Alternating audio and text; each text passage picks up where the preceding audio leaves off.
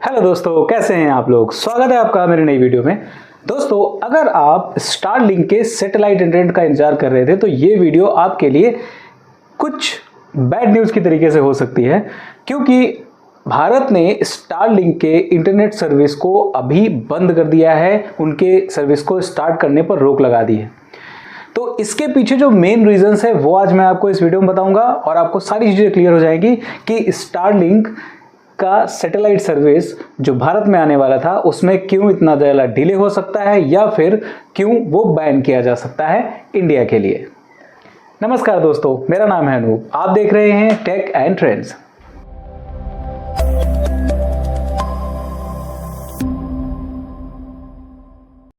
तो दोस्तों, जैसा कि मैंने बताया कि स्टारलिंक की इंटरनेट सर्विस पर अभी रोक लगा दी गई है। वो फरवरी में लॉन्च करने वाले थे अपनी सर्विस को, लेकिन अब वो लॉन्च नहीं होगी। उसमें कुछ नए रूल्स बना दिए गए हैं भारत की तरफ से, जिसकी वजह से स्टारलिंक को अपने इन रूल्स को फॉलो करना पड़ेगा, अपनी कंपनी में अलाउ करना पड़ेगा, तभी वो इंडिया में चालू कर सकते हैं। अब क्यों ये मैं बोल रहा हूँ, क्यों भारत सरकार ने ऐसा किया है, इसके पीछे भी बहुत बड़ा रीज़न है। अभी हाल ही में आपको न्यूज़ में पता चला होगा कि अंडमान निकोबार का जो समुद्री इलाका है वहाँ पे लगभग 6000 किलो के ड्रग्स बरामद किए गए हैं एक नाव में, एक शिप में। और वहीं पे इन ड्रग्स के साथ में जो चीज़ें मिली हैं उनमें एक ऐसी चीज़ है जो बहुत ज़्यादा शॉकिंग है, और वो है स्टारलिंक के इक्विपमेंट्स। मतलब वो लोग स्टारलिंक की इंटरनेट सर्विस यूज़ कर रहे थे, वो भी अंडमान निकोबार के आसपास के एरिया में। दूसरा एक और केस और आया मणिपुर से, जहां मणिपुर के जो मिलिटेंट्स हैं उन लोगों के पास में भी बहुत सारे बॉम्ब और गन होती हैं, सारी चीज़ें तो मिली ही हैं, साथ में उनके पास में भी स्टारलिंक के इक्विपमेंट्स मिले हैं।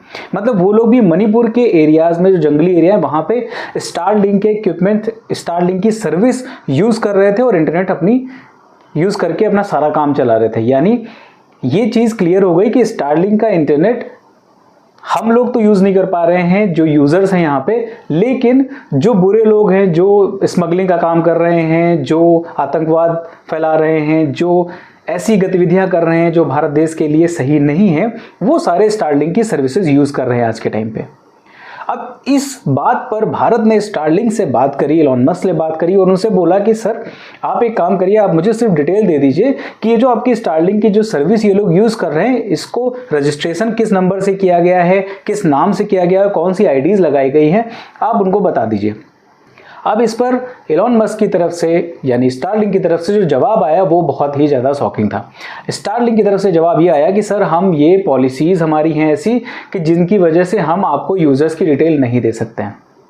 और एक और चीज़ साथ में उन्होंने ये बोली कि भारत में तो हम स्टारलिंक प्रोवाइड ही नहीं करा रहे हैं, भारत में जो स्टारलिंक के जो बीम हैं हमारे वो सारे ऑफ करके रखे हुए हैं।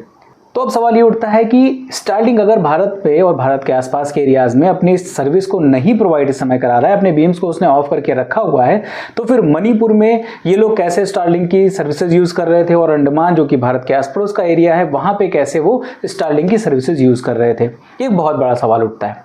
तो इसी के चलते भारत ने फ्यूचर की जो प्रॉब्लम्स है उनको सोचते हुए, उनको समझते हुए एक नया रूल बना दिया है स्पेशली स्टारलिंक के लिए, या बोले कि जितने भी सैटेलाइट सर्विस कंपनीज होंगी उन सबके लिए बना दिया गया है कि आपको भारत की पॉलिसीज़ को 100% फॉलो करना पड़ेगा। उसमें कोई भी लूप होल आपको नहीं रखना है। और उनमें सबसे बड़ी चीज़ जो ये है कि अगर हमें कभी इमरजेंसी में किसी भी आपके यूज़र की डिटेल पता करनी हो तो आप हमें बताओगे, आप उसको मना नहीं कर सकते हो कि सर ये हमारी प्राइवेसी पॉलिसी के अंतर्गत आता है तो हम आपको यूज़र्स की डिटेल नहीं दे सकते। ये सबसे बड़ा रीज़न ऐसा हो गया है। तो इसकी वजह से जो भारत में स्टारलिंक की सर्विस फरवरी में स्टार्ट होने वाली थी वो अब रुक चुकी है, और ये कब तक चालू होगी इसके बारे में भी कोई डिटेल नहीं है, क्योंकि एलोन मस्क की तरफ से, स्टारलिंक की तरफ से कोई भी ऐसी रिपोर्ट अभी तक नहीं आई है, ना ही कोई ऐसा स्टेटमेंट आया है कि वो ये सारे रूल्स को फॉलो करेंगे या कुछ ऐसा सिस्टम बनाएंगे कि जिससे इस अवैध गतिविधियों वाला जो ये कार्यक्रम हो रहा है इनको आप स्टारलिंक की सर्विस ना दो। अब सैटेलाइट सर्विस ही ऐसी चीज़ है कि जो आप रूरल एरियाज़ में, पहाड़ी इलाकों में, जंगलों में, समुद्र में कहीं पर भी यूज़ कर सकते हो। इस चीज़ का फ़ायदा उठा रहे हैं ये जो स्मगलर्स हैं, इस चीज़ का फ़ायदा उठा रहे हैं जो इस तरीके की आतंकवादी गतिविधियाँ करते हैं। तो ये एक एक्चुअली बहुत ज़्यादा खतरनाक बात है भारत के लिए और सभी के लिए।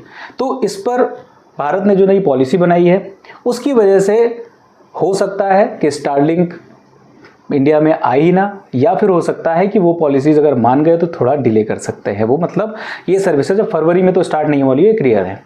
जाहिर सी बात है बीएसएनएल और जियो को इसका फायदा मिलेगा, और अगर बीएसएनएल और जियो इन सारी पॉलिसीज को फॉलो करके और अपनी सैटेलाइट सर्विस को स्टारलिंक से पहले चालू कर देते तो कहीं ना कहीं यूजर्स उनकी तरफ शिफ्ट हो जाएंगे। तो फिलहाल ये थी खबर। अब आप बताइए कि आपको ये खबर कैसी लग रही है, और भारत का जो डिसीजन है कि आपको पॉलिसीज जो नई बनाएगी उनको फॉलो करना पड़ेगा, तभी आप स्टारलिंक की सर्विसेज यहाँ पे प्रोवाइड करा पाओगे जो इलॉन मस्क के लिए उन्होंने रखा हुआ है, क्या वो सही है या गलत है? और क्या आपको लगता है कि सैटेलाइट सर्विसेज अगर भारत में स्टार्ट हो जाती हैं तो क्या ये जो अवैध गतिविधियां जो लोग कर रहे हैं, जो इस तरीके की स्मगलिंग का काम कर रहे हैं, क्या उन पर रोक टोक लग सकती है इन सर्विसेज से या नहीं? आपको अगर वीडियो पसंद आई है तो इसे लाइक कर दीजिए, अपने दोस्तों तक भी शेयर कर दीजिए, और अगर अभी तक आपने मेरे चैनल को सब्सक्राइब नहीं किया तो सब्सक्राइब भी कर लीजिए, क्योंकि इसी तरीके की अच्छी अच्छी वीडियोज़ मैं आपके लिए लेके आता रहता हूँ और आगे भी लाता रहूँगा। फिलहाल के लिए इस वीडियो में इतना ही, मिलते किसी दूसरी वीडियो में किसी अच्छे से टेक और ट्रेंडिंग टॉपिक के साथ। तब तक के लिए नमस्कार।